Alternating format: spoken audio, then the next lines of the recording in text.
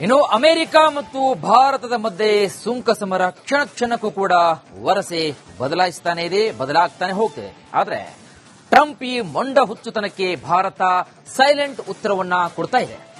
ಇತ್ತ ಟ್ರಂಪ್ ಚೇಲಾಗಳು ಮಾತ್ರ ನಾಲಿಗೆಯನ್ನ ಹರಿಬಿಡೋದನ್ನ ಮಾತ್ರ ಬಿಟ್ಟಿಲ್ಲ, ಮುಂದುವರಿಸ್ತಾನೆ ಇದ್ದಾವೆ. ಮತ್ತೊಂದು ಕಡೆಗೆ ಅಮೆರಿಕ ಅಧಿಕಾರಿ ದುರಹಂಕಾರದ ಮಾತುಗಳನ್ನಾಡಿದ್ದಾರೆ. ಹಾಗಾದ್ರೆ ಆ ಮಾತುಗಳನ್ನ ಭಾರತ ಕೇಳಿಸ್ಕೊಂಡಿದೆಯಂತಾರ? ಖಂಡಿತ ಇಲ್ಲ. ಭಾರತವು ಕೂಡ ಸಖತ್ತಾಗಿ ಟಕ್ಕರ್ ಕೊಟ್ಟಿದೆ, ಕೌಂಟರ್ ಕೊಡ್ತಾನೆ ಇದೆ. ಆ ಕುರಿತ ಒಂದು ಸ್ಟೋರಿ ನಿಮ್ಮ ಮುಂದೆ.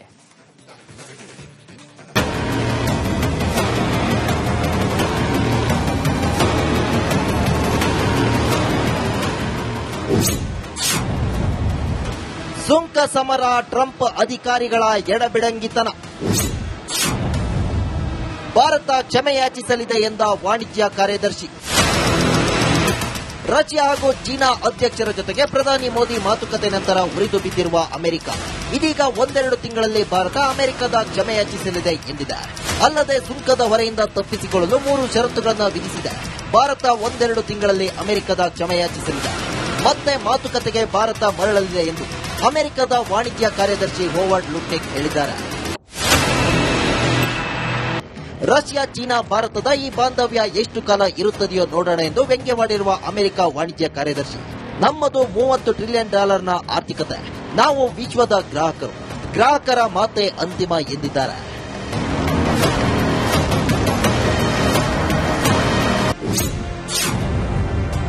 ಹೋವರ್ಡ್ ಲುಟ್ನಿಕ್ ಹೇಳಿದ್ದೇನು ಅನ್ನೋದನ್ನ ನೋಡೋದಾದ್ರೆ, ರಷ್ಯಾ, ಚೀನಾ ಜೊತೆಗಿನ ಸಂಬಂಧವನ್ನ ಭಾರತ ತೊರೆದು ಅಮೆರಿಕ ಜೊತೆ ಮಾತ್ರ ಹೊಂದಾಣಿಕೆ ಮಾಡಿಕೊಳ್ಳಬೇಕು.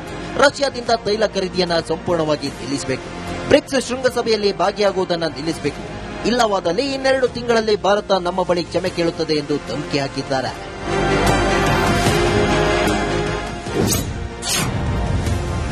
ವಿಶ್ವಸಂಸ್ಥೆ ಸಭೆಗೆ ಪ್ರಧಾನಿ ಮೋದಿ ಗೈರು ಸಾಧ್ಯತೆ. ಪ್ರಧಾನಿ ನರೇಂದ್ರ ಮೋದಿ 2025ರ ವಿಶ್ವಸಂಸ್ಥೆಯ ಸಾಮಾನ್ಯ ಸಭೆಯ ವಾರ್ಷಿಕ ಅಧಿವೇಶನಕ್ಕೆ ಹಾಜರಾಗದಿರಲು ನಿರ್ಧಾರ ಕೈಗೊಂಡಿದ್ದಾರೆ ಎನ್ನಲಾಗಿದೆ.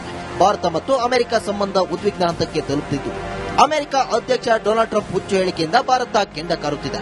ಹೀಗಾಗಿ ಪ್ರಧಾನಿ ಮೋದಿ ವಿಶ್ವಸಂಸ್ಥೆ ಅಧಿವೇಶನಕ್ಕೆ ಹೋಗುವುದಿಲ್ಲ ಎಂದು ಹೇಳಲಾಗುತ್ತಿದೆ. ಮೋದಿ ಅನುಪಸ್ಥಿತಿಯಲ್ಲಿ ವಿದೇಶಾಂಗ ಸಚಿವ ಎಸ್ ಜೈಶಂಕರ್ ಪ್ರತಿನಿಧಿಸಲಿದ್ದಾರೆ ಎನ್ನಲಾಗುತ್ತಿದೆ.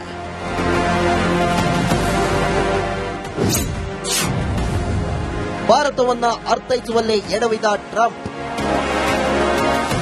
ಪಾಕಿಸ್ತಾನ ಸೇರಿ ಇತರೆ ರಾಷ್ಟ್ರಗಳ ರೀತಿ ಭಾರತವನ್ನ ಮತ್ತು ಪ್ರಧಾನಿ ಮೋದಿಯನ್ನ ಅರ್ಥ ಮಾಡಿಕೊಳ್ಳುವಲ್ಲಿ ಡೊನಾಲ್ಡ್ ಟ್ರಂಪ್ ಎಡವಿದ್ರ ಎಂಬ ಅನುಮಾನ ಕಾಡಿದೆ.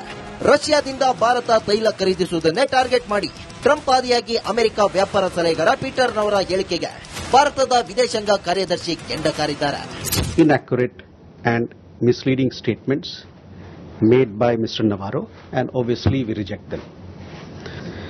We have also, spoken about it earlier also. This relationship between United States and India is very important for us.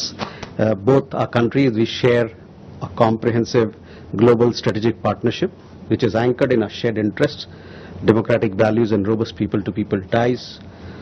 This partnership has weathered several transitions, as I said before, and challenges. We remain focused on the substantive agenda. Donald Trump ಭಾರತೀಯ ಸರಕುಗಳ ಮೇಲಿನ ಸುಂಕವನ್ನು 50% ಹೆಚ್ಚಿಸಿದ ನಂತರ America ಮತ್ತು ಭಾರತದ ನಡುವಿನ ಸಂಬಂಧಗಳು ಹದಗೆಟ್ಟಿವೆ. Bureau report, republic Kannada. ಇನ್ನು ಅಮೆರಿಕ ಮತ್ತು ಭಾರತದ ಮಧ್ಯೆ ಸುಂಕ ಸಮರ ಕ್ಷಣ ಕ್ಷಣಕ್ಕೂ ಕೂಡ ವರಸೆ ಬದಲಾಯಿಸ್ತಾನೆ ಇದೆ, ಬದಲಾಗ್ತಾನೆ ಹೋಗ್ತಿದೆ. ಆದ್ರೆ ಟ್ರಂಪ್ ಈ ಮೊಂಡ ಹುಚ್ಚುತನಕ್ಕೆ ಭಾರತ ಸೈಲೆಂಟ್ ಉತ್ತರವನ್ನ ಕೊಡ್ತಾ ಇದೆ. ಇತ್ತ ಟ್ರಂಪ್ ಚೇಲಾಗಳು ಮಾತ್ರ ನಾಲಿಗೆಯನ್ನ ಹರಿಬಿಡೋದನ್ನ ಮಾತ್ರ ಬಿಟ್ಟಿಲ್ಲ, ಮುಂದುವರಿಸ್ತಾನೆ ಇದ್ದಾವೆ. ಮತ್ತೊಂದು ಕಡೆಗೆ ಅಮೆರಿಕ ಅಧಿಕಾರಿ ದುರಹಂಕಾರದ ಮಾತುಗಳನ್ನಾಡಿದ್ದಾರೆ. ಹಾಗಾದ್ರೆ ಆ ಮಾತುಗಳನ್ನ ಭಾರತ ಕೇಳಿಸ್ಕೊಂಡಿದೆಯಂತಾರ? ಖಂಡಿತ ಇಲ್ಲ. ಭಾರತವು ಕೂಡ ಸಖತ್ತಾಗಿ ಟಕ್ಕರ್ ಕೊಟ್ಟಿದೆ, ಕೌಂಟರ್ ಕೊಡ್ತಾನೆ ಇದೆ. ಆ ಕುರಿತ ಒಂದು ಸ್ಟೋರಿ ನಿಮ್ಮ ಮುಂದೆ.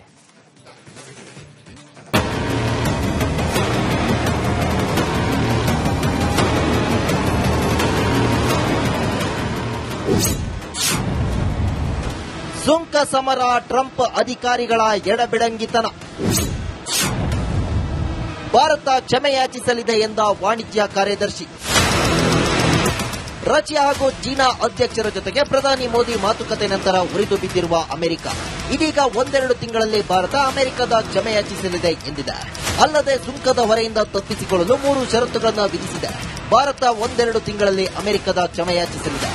ಮತ್ತೆ ಮಾತುಕತೆಗೆ ಭಾರತ ಮರಳಲಿದೆ ಎಂದು ಅಮೆರಿಕದ ವಾಣಿಜ್ಯ ಕಾರ್ಯದರ್ಶಿ ಹೋವರ್ಡ್ ಲುಟ್ನಿಕ್ ಹೇಳಿದ್ದಾರೆ.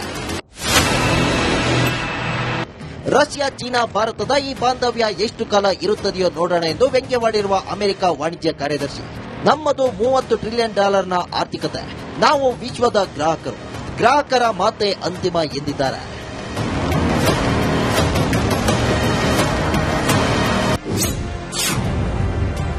ಹೋವರ್ಡ್ ಲುಟ್ನಿಕ್ ಹೇಳಿದ್ದೇನು ಅನ್ನೋದನ್ನ ನೋಡೋದಾದ್ರೆ, ರಷ್ಯಾ ಚೀನಾ ಜೊತೆಗಿನ ಸಂಬಂಧವನ್ನ ಭಾರತ ತೊರೆದು ಅಮೆರಿಕ ಜೊತೆ ಮಾತ್ರ ಹೊಂದಾಣಿಕೆ ಮಾಡಿಕೊಳ್ಬೇಕು. ರಷ್ಯಾದಿಂದ ತೈಲ ಖರೀದಿಯನ್ನ ಸಂಪೂರ್ಣವಾಗಿ ನಿಲ್ಲಿಸಬೇಕು. ಬ್ರಿಕ್ಸ್ ಶೃಂಗಸಭೆಯಲ್ಲಿ ಭಾಗಿಯಾಗುವುದನ್ನು ನಿಲ್ಲಿಸಬೇಕು. ಇಲ್ಲವಾದಲ್ಲಿ ಇನ್ನೆರಡು ತಿಂಗಳಲ್ಲಿ ಭಾರತ ನಮ್ಮ ಬಳಿ ಕ್ಷಮೆ ಕೇಳುತ್ತದೆ ಎಂದು ಧಮಕಿ ಹಾಕಿದ್ದಾರೆ.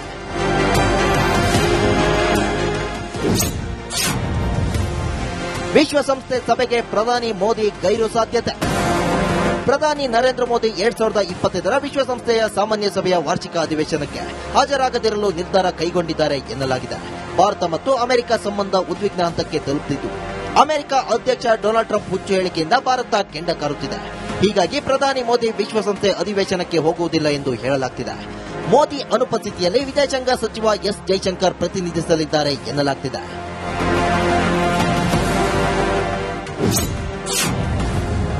ಭಾರತವನ್ನ ಅರ್ಥೈಸುವಲ್ಲೇ ಎಡವಿದ ಟ್ರಂಪ್. ಪಾಕಿಸ್ತಾನ ಸೇರಿ ಇತರೆ ರಾಷ್ಟ್ರಗಳ ರೀತಿ ಭಾರತವನ್ನ ಮತ್ತು ಪ್ರಧಾನಿ ಮೋದಿಯನ್ನ ಅರ್ಥ ಮಾಡಿಕೊಳ್ಳುವಲ್ಲಿ ಡೊನಾಲ್ಡ್ ಟ್ರಂಪ್ ಎಡವಿದ್ರ ಎಂಬ ಅನುಮಾನ ಕಾಡಿದೆ. ರಷ್ಯಾದಿಂದ ಭಾರತ ತೈಲ ಖರೀದಿಸುವುದನ್ನೇ ಟಾರ್ಗೆಟ್ ಮಾಡಿ ಟ್ರಂಪ್ ಆದಿಯಾಗಿ ಅಮೆರಿಕ ವ್ಯಾಪಾರ ಸಲಹೆಗಾರ ಪೀಟರ್ ನವರ ಹೇಳಿಕೆಗೆ ಭಾರತದ ವಿದೇಶಾಂಗ ಕಾರ್ಯದರ್ಶಿ ಕೆಂಡ ಕಾರಿದ್ದಾರೆ. Inaccurate and misleading statements made by Mr. Navarro, and obviously we reject them. We have also, spoken about it earlier also. This relationship between United States and India is very important for us. Both our countries, we share a comprehensive global strategic partnership, which is anchored in our shared interests, democratic values and robust people-to-people ties. This partnership has weathered several transitions, as I said before, and challenges. We remain focused on the substantive agenda. Donald Trump ಭಾರತೀಯ ಸರಕುಗಳ ಮೇಲಿನ ಸುಂಕವನ್ನು 50% ಹೆಚ್ಚಿಸಿದ ನಂತರ America ಮತ್ತು ಭಾರತದ ನಡುವಿನ ಸಂಬಂಧಗಳು ಹದಗೆಟ್ಟಿವೆ. Bureau report, republic Kannada. Democratic values and robust people-to-people ties. This partnership has weathered several transitions, as I said before, and challenges. We remain focused on the substantive agenda. Donald Trump ಭಾರತೀಯ ಸರಕುಗಳ ಮೇಲಿನ ಸುಂಕವನ್ನು 50% ಹೆಚ್ಚಿಸಿದ ನಂತರ America ಮತ್ತು ಭಾರತದ ನಡುವಿನ ಸಂಬಂಧಗಳು ಹದಗೆಟ್ಟಿವೆ. Bureau report, republic Kannada.